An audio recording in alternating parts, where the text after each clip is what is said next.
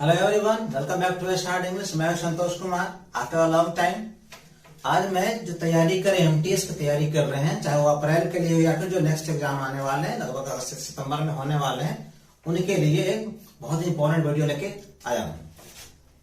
और क्योंकि ये हमारा जो वीडियो है, आपको हमें इसमें मैं बताने वाला दो चीजें, एक सिलेबस और एक स्ट्रेटेजी।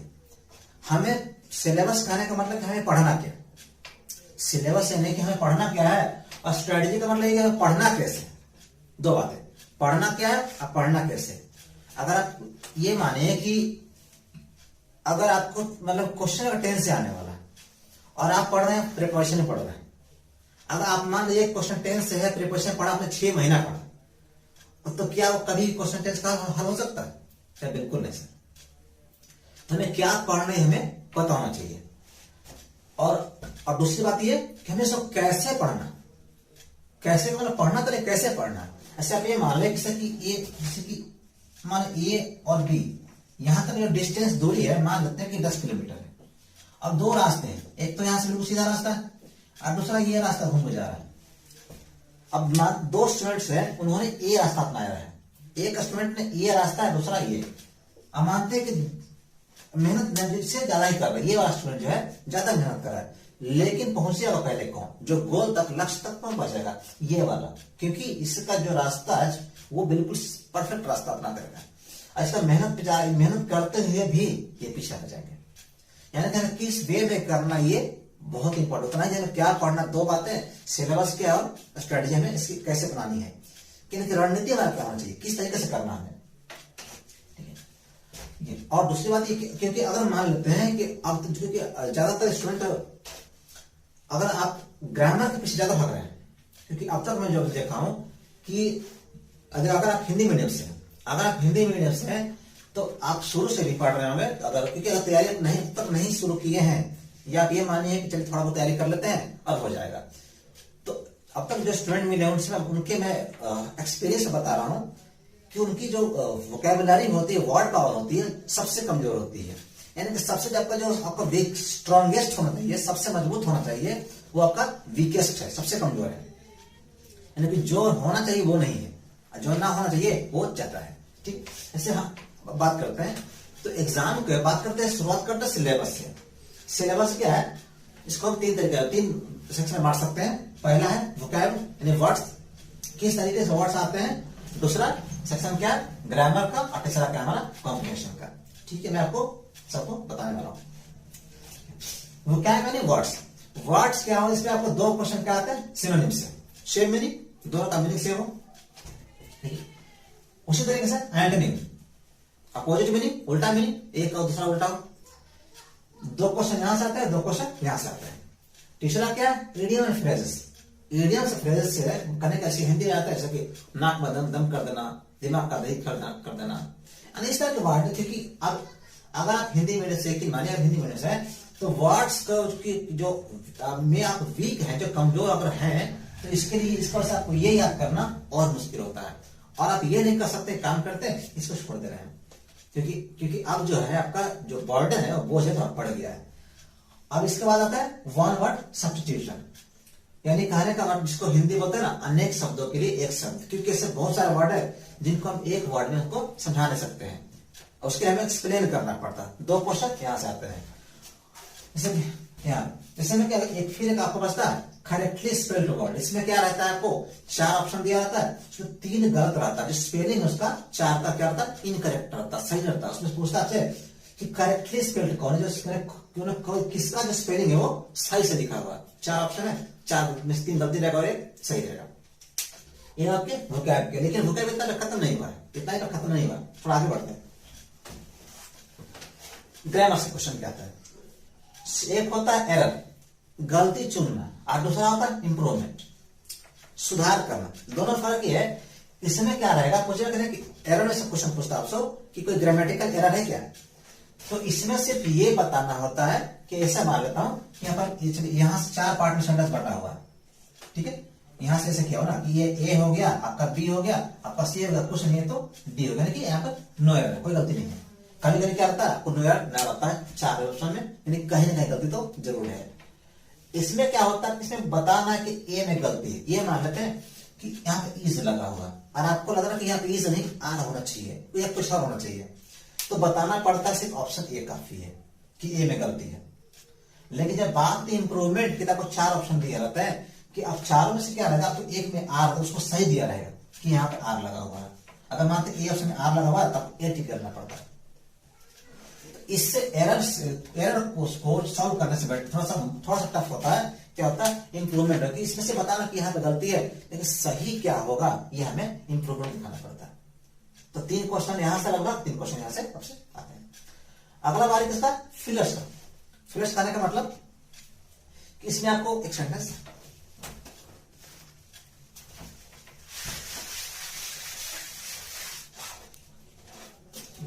इसे यहां पर क्या रहेगा, अब एक सेंटेंस लिखा रहेगा। अब एक सेंटेंस लिख के उसमें क्या एक वर्ड यहां पर छोड़ दिया रहेगा। अच्छा, क्वेश्चन यहां से आते हैं।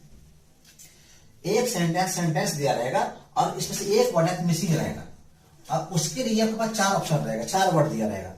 और 4 वर्ड फिलर्स आते कहां से हैं, आते हैं कभी ग्रामर से, कभी इज आर हो गया, हैव हैज हो गया, बात का फॉर्म हो गया, एडजेक्टिव हो गया, तो मतलब हर सेक्शन से आ सकते, प्रोनाउन हो गया, नाउन में कहीं से आ सकते हैं।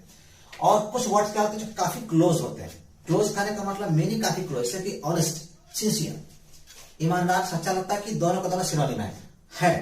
अगर मैं बात करता हूं सिनोनिम की ऑनेस्ट, सिंसियर, अगर यहां पे आता है तो हाँ चलेगा, कोई दिक्कत नहीं। लेकिन अगर बात करते हैं यहां पे फिलर्स पे, तो यहां पे हमें देना पड़ता है बिल्कुल एग्जैक्ट मीनिंग, एकदम सही मीनिंग, बिल्कुल सटीक मीनिंग किसका। तो यहां पे आपको 4 ऑप्शन है कि मीनिंग का जो आपको वर्ड्स कहने की, मैंने कहा ना वोकैबुलरी खत्म नहीं हुआ और यहां भी बात खत्म नहीं हुई, उधर भी है। तो यहां पर क्या है कि आपका कि यहां पर हमें 4 ऑप्शन दिया रहेगा और वो 4 ऑप्शन जो हिंदी करने के बाद जो यहाँ पर बेस्ट जो फिट हो रहा है, सूट कर, और वहां पे हमें देना होता है। तो यहाँ क्वेश्चन आते हैं, ग्रामर से भी आते हैं और वर्ड से भी आते हैं। और वर्ड ऐसे जो काफी क्लोज होता है, जैसे प्रिवेंट हो गया, प्रोहिबिट हो गया, तो मतलब दोनों का हिंदी लगता है कि रोकना होता है, मना करना होता है, सिनोनिम है, लेकिन उनकी जो डिफरेंस है उसकी वजह से कि नहीं, प्रिवेंट अलग होता है और प्रोहिबिट अलग होता है। प्रिवेंट का मतलब होता है किसी चीज को कुछ होने से रोकना, और प्रोहिबिट का मतलब होता है कि जनरली फॉर्मली किसी लॉ से उसको रोकना। ठीक है, अब यहाँ पर तो फिलर्स भी यहाँ वोकैब सेक्शन यहाँ पे भी है। और ठीक है, अब आते हैं कॉम्प्रिहेंशन पे। आप ये कह सकते हैं कि जो फिलर्स है, यानी यहां पर एक सेंटेंस दिया रहेगा और कॉम्प्रिहेंशन अब क्या रहेगा, एक पूरा एक छोटा सा पैसेज दिया रहेगा। इसमें 5 ऑप्शन, मतलब एक यहाँ पे खाली जगह है, एक यहाँ पे है, एक यहाँ पे, एक यहाँ पे, एक यहाँ पे है, इस तरह से 5 ऑप्शन दिया रहेगा। यहाँ पर आपको 1 रहेगा, 2 रहेगा, 3 रहेगा, 4 रहेगा, 5। और इसके बाद आपको ना कि उसको बोले नीचे ना कि ऑप्शन यहां से देगा कि फर्स्ट के लिए 4 ऑप्शन 1 2 3 4, कि जो फर्स्ट वाला जो ब्लैंक है ऑप्शन, जो ब्लैंक स्पेस है, जो खाली जगह है, इसमें 4 में से कौन सा आएगा। और इसके लिए आपके क्या चाहिए, अंडरस्टैंडिंग, रीडिंग बहुत अच्छी होनी चाहिए कि हम एकदम वर्ड, हर वर्ड को हम रीड कर सके, उसका मीनिंग निकाल सके। क्योंकि अगर क्वेश्चन कुछ ग्रामर से आता है, मतलब अगर प्रेजेंट दिख रहा है, पास्ट पार्ट दिख रहा है, तो आपके लिए आसान हो गया। लेकिन अगर ये क्वेश्चन आ गया, अगर वर्ड से आ गया, प्रेजेंट में ही है आ गया, कुछ तो क्वेश्चन ग्रामर से होते हैं, लेकिन अधिकांश क्या होता है वोकैबुलरी से, अब मीनिंग काफी क्लोज होते हैं। मैंने कहा कि लिखा हुआ ग्रामर से आता है कंफ्यूजिंग वर्ड, काफी कंफ्यूज करते हैं, काफी क्लोज होते मीनिंग में इनसे। और कभी कभी मीनिंग क्लोज ना, लेकिन आपको हिंदी करना पड़ता है कि यहाँ हमें क्या रिक्वायरमेंट है, क्या जरूरत है, क्या हमें देना है। तो ये बात हुई किसकी, सिलेबस की। अच्छी लगी हो तो शेयर करते रहिएगा और लाइक भी कर दीजिएगा। ठीक है, आते हैं स्ट्रेटेजी, हमें किस तरीके से करना और किस तरीके से मैं बैच में पढ़ाता हूं। ठीक है, तो यहां पर स्ट्रेटेजी क्योंकि अगर मैं बात करता हूं, पहले जिनका एग्जाम इस बार है उनके लिए तो उनका सेट प्रैक्टिस चल रहा है, इनका जो एग्जाम दे रहे हैं इस बार, उनकी सेट प्रैक्टिस ऑफलाइन चल रही है। ठीक है, अब देखिए आप, क्योंकि अगर आपके पास कोई डाउट है किसी सेक्शन में, आप लेके आपको अगर हेल्प चाहते हैं तो आप मुझे कमेंट करिए, मैं आपको जो जिस सेक्शन, हाँ ये कैसे करे, ये कैसे करे, ये कैसे करे, ये ग्रामर से क्या सेक्शन आया, क्या आएगा, मैं आपको उस वीडियो में बहुत जल्द देने की कोशिश करूंगा। लेकिन अगर कमेंट्स आते हैं कि हाँ सर इस सेक्शन में थोड़ा सा मुझे डाउट्स है, कुछ क्वेश्चन वगैरह कुछ करा दीजिए। आगे बढ़ते हैं, स्ट्रेटजी कैसे होगा, क्योंकि एग्जाम काफी नजदीक है। बात करते पहले जितना एग्जाम इस बार है अप्रैल में, अब एग्जाम आपके पास 1 महीना है बच रहा है, 1 महीना प्लस बच रहा है, तो अब आप पूरा सिलेबस का उम्मीद नहीं कर सकते। अगर आपकी तैयारी अभी शुरू की है, या फिर फॉर्म भर दिए, चलो फॉर्म भर दिए हो गया और कुछ सेट लगा लेते हो जाएगा, तब तो बिल्कुल आपका टाइम वेस्ट है। तब बिल्कुल जो आपको सीधे जाना चाहिए नेक्स्ट बैच के लिए, जो नेक्स्ट आने वाला। हाँ, एग्जाम जरूर दीजिए, एग्जाम का एक्सपीरियंस लीजिए, एग्जाम का जो वहां का जो सराउंडिंग्स है, माहौल को आप फेस करिए, आपके अंदर कॉन्फिडेंस आएगा। ठीक है, अब बात है सब कैसे। अब इसके लिए आपको क्या करना, स्ट्रेटजी क्या इसके लिए है कि जो अब इसके लिए कहां से कर सकते हैं कि जो प्रीवियस ईयर क्वेश्चन है आप इसको जरूर करिए। प्रीवियस ईयर बहुत इंपॉर्टेंट इसके लिए है, जैसे कि आपको इन वर्ड्स को, क्योंकि आप पूरा सिलेबस नहीं, आपके पास जो है आप उससे आपको काम चलाना है। कुछ बचा हुआ तो कोई दिक्कत नहीं, लेकिन शुरुआत अब नहीं हो सकती है। अब शुरुआत नेक्स्ट के लिए, जिसका एग्जाम अगस्त में सितंबर में हो सकता है, तो इनको आप रिविजन अभी देखिए कितना सेक्शन है, 10 क्वेश्चन यहाँ से, कुछ क्वेश्चन यहाँ आएंगे, कुछ क्वेश्चन यहाँ आएंगे, यानी कि 50-60% सिलेबस जो है कवर करता है वोकैबुलरी। अब प्लस उसमें मीनिंग का भी कंफ्यूजिंग होता है। अब हमें इसके लिए कुछ प्रीवियस ईयर जो कुछ क्वेश्चन है उसको हमें अब आपको करना है, और आपको उसको वोकैबुलरी जो दिए गए हैं आप उसको करना है। क्योंकि देखिए आपको हमेशा से बिल्कुल एकदम सेम एग्जैक्ट सेम रहता है, एकदम एग्जैक्टली नहीं वही नहीं रहेगा, लेकिन मीनिंग में फर्क होते हैं। कि चलो एक नेगेटिव मीनिंग है, एक पॉजिटिव मीनिंग है, एक नेगेटिव है, पॉजिटिव है, मतलब कहने का मतलब इससे एक ईमानदार हो गया, ऑप्शन मान लो चोर हो गया, तो पॉजिटिव सेंस नेगेटिव है, ईमानदार पॉजिटिव हो गया, चोर उसका नेगेटिव हो गया। तो ऐसे आप ऑप्शन से आप छांट सकते हैं। कभी कभी ऐसा ना होता कि आपको 4 ऑप्शन दिया रहेगा, 4 में से एक क्या रहेगा, 3 रहेंगे सेम रहेगा, तीनों का मीनिंग क्या रहेगा सेम रहेगा, एक का अलग रहेगा। जनरली आंसर वैसा होता है, लेकिन ये आप शॉर्टकट नहीं लेना है एग्जाम में, क्योंकि इससे नहीं होने वाला। तो पहले आपको इसके लिए आपको वो वोकैबुलरी को आपको, अब ऐसे मैं कराते रहता हूं, वोकैबुलरी को आप ऐसे आप प्रीवियस ईयर आपको कर सकते हैं। यहां के लिए आप प्रीवियस ईयर जरूर करिए।